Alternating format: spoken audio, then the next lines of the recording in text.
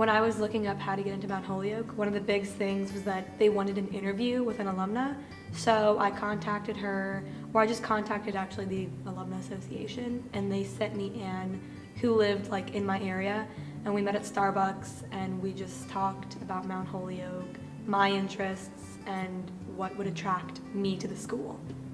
Once I had been accepted to Mount Holyoke, I received an email from her that she would like to meet up with me, and that Mount Holyoke had requested her to have a tea for all the admitted students from Singapore. I met her in German and I instantly liked her. She was a lot of fun to be around. She really cared about each student, so I really looked up to her in that respect. Laura is our family friend. She's been best friends with my mom for I have no idea how long. So I call her my aunt, and I've known her since I was born, and her daughter and I grew up together.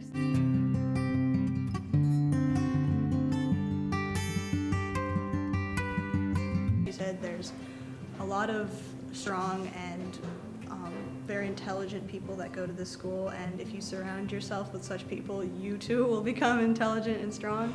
She wasn't even saying you have to go to Mount Holyoke. She was just emphasizing the importance of a liberal arts college, and especially a women's liberal arts college, how that would impact me, influence me. She was a role model for me, and that she was so successful, I attributed that to the fact that she had come to this school.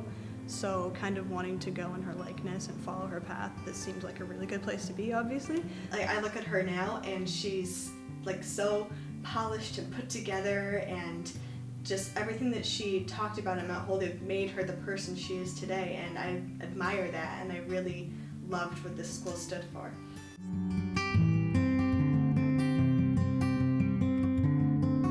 The first week after I got here, after orientation, I went to the campus bookstore and I bought her one of the cards that had Mount Holyoke on it, and I was like, "Dear Frau Meter, thank you so much for sending me here in the first place, because I owe a lot of this to you. And if it wasn't for you suggesting this place to me, I never would have even looked."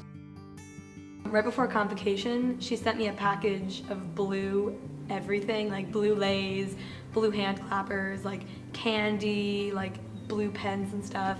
And she put a little letter saying enjoy convocation, hope all is well. And I was so it touched my heart, because I was so happy that she remembered me and was still keeping in touch. So I thanked her, and I gotta say it's like having your little guardian angel.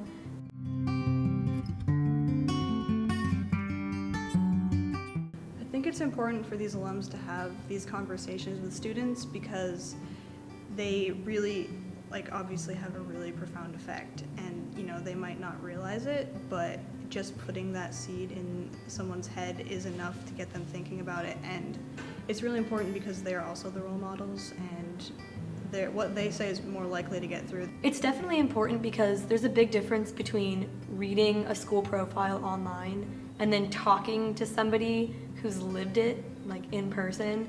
So having met Anne, she really brought the school to life and how it affected her, and I think Holyoke really did wonders for her, and I hoped that it would do the same for me.